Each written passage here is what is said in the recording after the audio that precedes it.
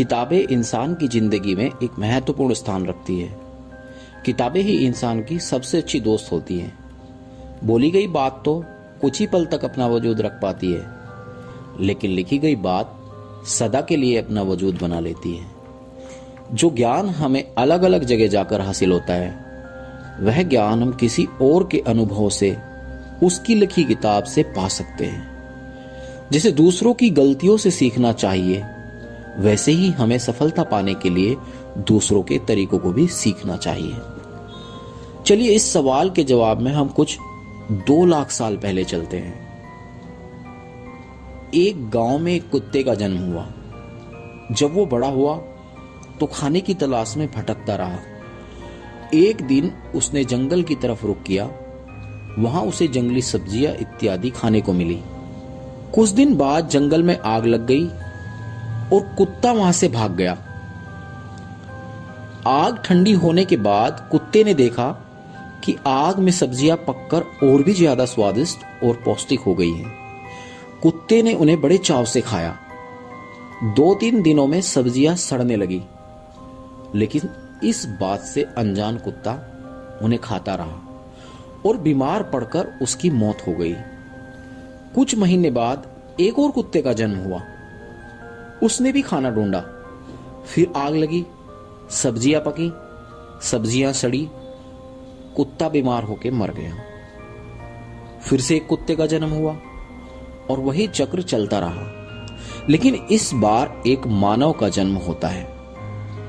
वो खाने की तलाश में लग जाता है। एक दिन उसने जंगल की तरफ रुख किया। वहां उसे जंगली सब्जियां इत्यादि खाने को मिली। कुछ दिन बाद जंगल में आग लग गई और वो वहां से भाग गया।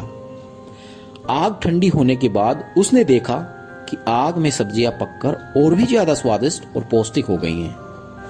उसने उन्हें बड़े चाव से खाया।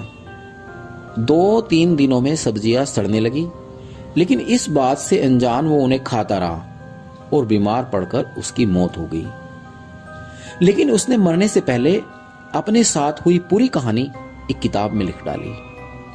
तो जब अगले मानव का जन्म हुआ, उसे इन चीजों के बारे में पहले से ही पता चल गया कि जंगल में सब्जियां होती हैं, आग लगने पर क्या करना चाहिए, सब्जियां कैसे पकती हैं और कितने दिन बाद खराब हो जाती हैं। इस तरह से वो ज्यादा दिनों तक जिया और उसे जो भी अतिरिक्त सामान मिलता, उसमें सूखी पत्तियां, हरे तने, पत्थर, जानवरों का गोबर और पानी इकट्ठा करता। अब उसे आग भड़कने का इंतजार था और जैसे ही आग लगी, उसने इन सब चीजों को आग में फेंक दिया। और मरने से पहले उसने अपनी किताब में लिखा, सूखी पत्तियों से आग भड़कती है, गोबर से लंबे समय तक आग जलती है और पानी से बुझ जाती है। जो इंसान इस बार पैदा हुआ, उसने इन दोनों किताबों को पढ़ा और जैसे ही उसने जंगल में तेज हवाएं चलती देखी, 2 लकड़ियों को उन पेड़ों में फंसा दिए। देखते ही देखते आग पैदा हो गई। उसके बाद आए इंसान ने लाइटर बनाया, उसके अगले ने गैस स्टोव बनाया। इस तरीके से यह क्रम चलता रहा और इंसान प्रगति करता रहा। इंसान की यह सबसे अच्छी खूबी रही कि उसने अपनी अगली पीढ़ियों तक ज्ञान का संचार किया और इस तरह मानव अपनी पुरानी पीढ़ियों द्वारा की गई गलतियों से बचा रहा और अपने समय का सदुपयोग करने में सफल रहा। इसी क्रम को बढ़ाते हुए हर पीढ़ी के साथ इस ज्ञान में तेजी से वृद्धि होती गई और इस ज्ञान का भंडार रही हैं किताबें। किताबें, या यूं कहें कि कोई भी लेखन, किसी भी चीज का लेखा जोखा रखने में एक शक्तिशाली साधन के रूप में सामने आई हैं। हमारे डायनासोर बंधुओं ने भी कभी किताबें नहीं पढ़ी थी। वैसे दिखे नहीं है सैकड़ों सालों से, आजकल रहते कहां हैं। हम अपने अनुसार किताबों का चुनाव कर सकते हैं। किताबें इंसान की सबसे अच्छी दोस्त होती हैं। किताबें जीवन का मार्ग बताती है। किताबें पढ़ने से मन शांत होता है। किताबें पढ़कर जीवन में बदलाव लाया जा सकता है।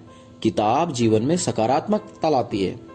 किताबें हमें बताती है हमारा दिल कैसे धड़कता है, हमारे हाथ पैर कैसे काम करते, पेड़ पौधे कैसे सांस लेते हैं, जिसे जानने में मानव जाति को सदियां लग जाती है। रामायण, महाभारत, भागवत गीता, मनुस्मृति, हमारे वेद पुराण इत्यादि प्राचीन किताबें हमें बताती हैं पुराना जमाना कैसा था, तब इंसान कैसे जीता था।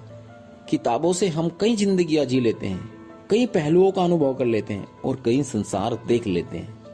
आसान शब्दों में कहें तो यदि आप 20 वर्ष की उम्र में एक 40 वर्षीय द्वारा लिखित पुस्तक पढ़ते हैं तो आप उसकी